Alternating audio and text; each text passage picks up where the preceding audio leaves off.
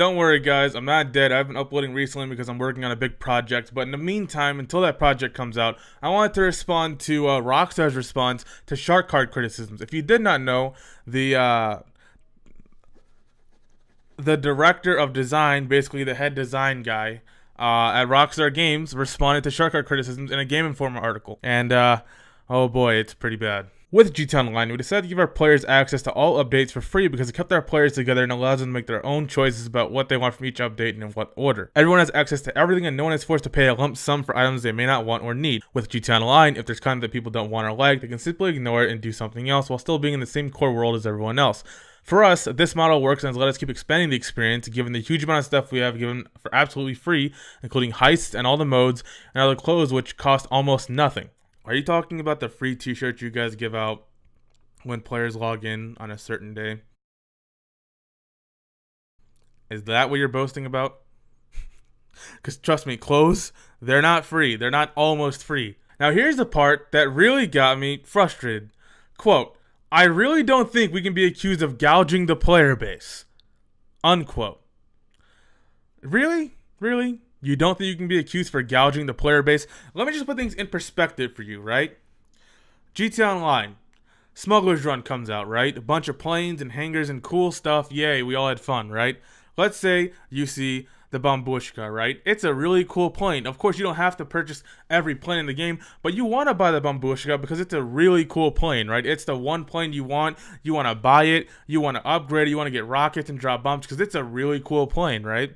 Even though it's fucking a piece of shit, but let's not get into that. The regular price for the Bambushka is almost $6 million. The trade price is $4.5 million.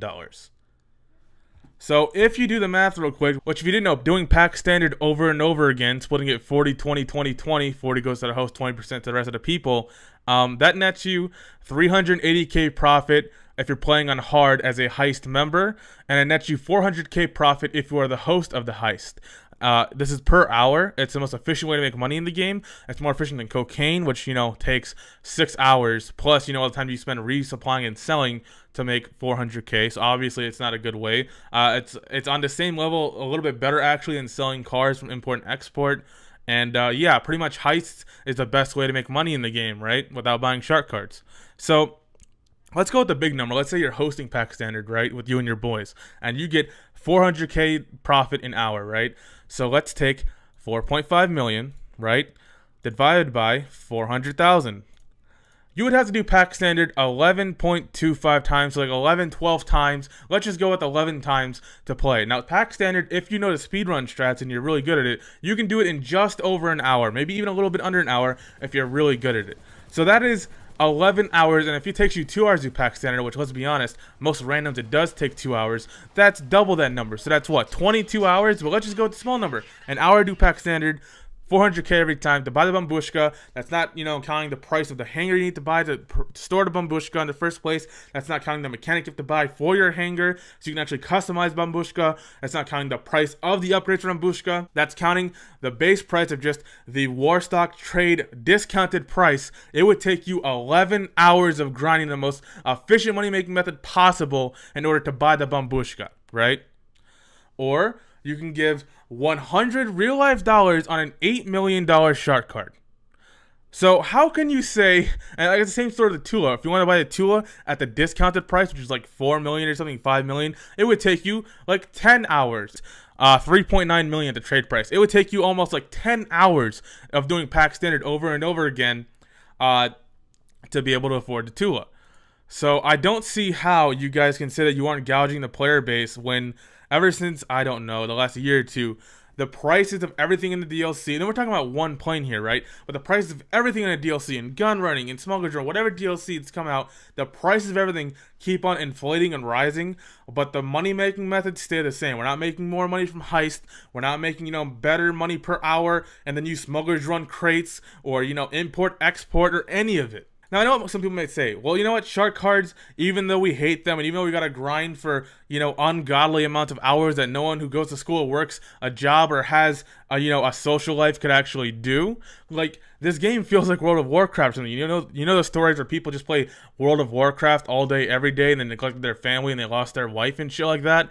This game is kind of like that. I feel like it's like that because you have to devote so much of your free time to it that you don't have time for a social life. Oh, a DLC's coming out? I better spend 20 hours a week, maybe even more, grinding for it so that way by the time it comes out, I have, I don't know, $20 million to spend in it. You know what I'm saying? Like, it just, like, no, dude.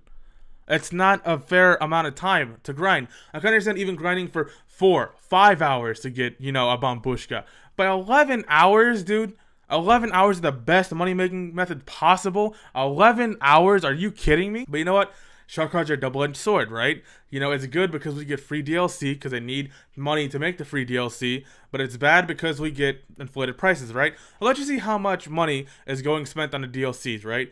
Now, arguably, a lot of DLC just have, missions and they have cars, but there's not a lot of voice acting or things you really need to spend that much money on, let's be honest. I think the highest priced DLC, I guess you can say, in terms of the budget would be Heists, right? Which was promised from the beginning, and the funds for that probably came out of the billions of dollars they made when the game came out. But I'd say Heist is probably the biggest budget GTA Online DLC there is, right? The rest, I'm pretty sure, doesn't hold up. So GTA 4 comes out in 2008. What was the budget? $100 million. GTA 5 comes out in 2013. What's the budget? Roughly $265 million. What was the estimated amount of revenue that Sharkcards made Rockstar in 2016? $500 million. That's almost double the amount of the budget of the base game.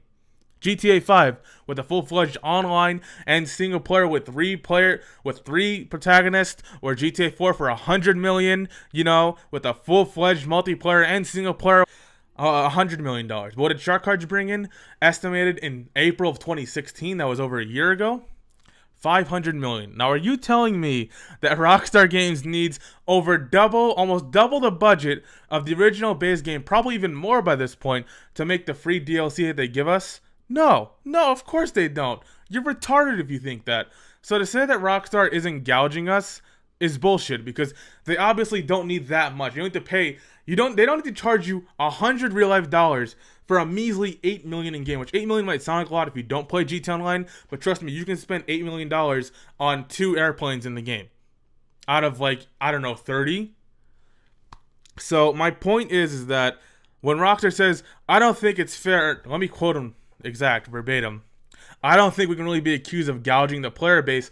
That is a fucking load of horse shit, okay? Now look, I love Rockstar Games. A lot of people think I have some sort of bias or agenda against them. I don't. I love Rockstar Games. I love Grand Theft Auto. I love Midnight Club. I love Red Dead. I love Max Payne. I love most of their games. Not all, but most of them I'm a big fan of. I've been since I was a kid. The first game I ever played was GTA 3. And ever since then, I was fucking hooked on Rockstar Games.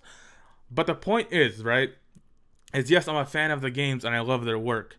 But I am not a mindless fanboy that will defend them no matter what. I am not a mindless sheep that, believes everything. You have to read between the lines of the corporate bullshit when they say stuff like, I don't think we can be accused of gouging the player base. We kind of need, the money to make the DLC. Like, no, that's bullshit. You don't need double the game's budget to make a couple, free DLCs with cars and shit. You don't need it. But I'm not as hardcore as I was 2 years ago and used to make pack standard guides, because back then the prices were actually fair. I even made a video saying stop complaining about DLC prices, because it was like, you have to buy everything in the DLC. If you want to buy something, just buy that one thing. There's a Criminal Mastermind challenge that gets you 10 million. But now, you can't use that excuse anymore. A lot of people's like, Gypsy, you're a hypocrite for making that video and then complaining. But no, the prices have inflated so much since then. Since I made that video saying stop bitching about DLC prices, ever since I made that video, the prices have inflated so much in this game that they are really gouging you, basically. So when Rockstar says that, it's bullshit. And one argument people say a lot, and I'll probably put in the comments of this video, is that, well, you know what, Gypsy? After saying all of that, you don't have to buy anything in Smuggler's Run or any DLC. You could just not buy anything and still play the game. And you know what? You're very true. Rockstar even made this same point that you're making. But here's the problem with that, right? No fucking shit. No shit, okay? But it's boring, okay? When you log on to GTA, when a new DLC comes out, and you don't buy anything because you don't want to grind for 11 hours straight for one plane, it's boring as hell, because not only is there no new content, and it's still besides the adversary modes, which are only populated the first weekend they come out when it's double cash, and after that, no one ever plays them again, aside from like Slasher maybe, and one bullet only, like the one bullet counts, whatever it's called. there's nothing for you to do. The game gets boring and stale. So you go into a free mode when new DLC comes out. You see all these new planes driving around in our Batmobile. You want to buy it, but you can't. So you get bored of the game. So yes, you could say you can play GT Online and not buy any of the DLC stuff, just buy the regular price stuff. Like, you know, even the old DLC stuff that's priced regularly, like the T20 or something. Yes, you could do that, but that's not fun. The game's boring that way, man. Of course you can play the game and never buy anything in it, but it's not fun. When you play the game on a regular basis, it gets boring after a while because there's not a lot of lobby customization. You see those little modes that Ivan plays and stuff, those custom adversary modes he plays? Yeah, you can't do that. He has that because he's either friends with a very talented hacker or he's friends with a Rockstar Games employee that allows him to do that. You can't do that. You see how in GTA 4, how people had, you know, stupid little police clans and, you know, could customize their lobbies and stuff? We cannot do that in GTA 5, okay? We cannot survive, we cannot play and have fun off just a base game for 4 years, dude. So you could say, oh, you don't have to buy anything in Smuggler's Run. Yeah, that's true, but we want to, dude, and we want to play for it. We want to work for it, but we don't want to have to play 11 hours straight of pack standard to afford one plane.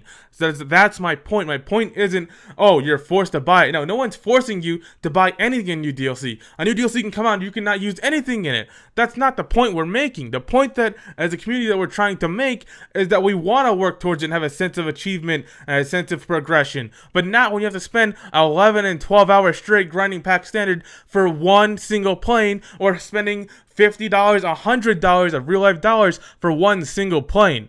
So please, if your argument is don't buy it and don't play the DLC, shut the fuck up, dude. We want to play the game and we want to, you know, work for it, okay?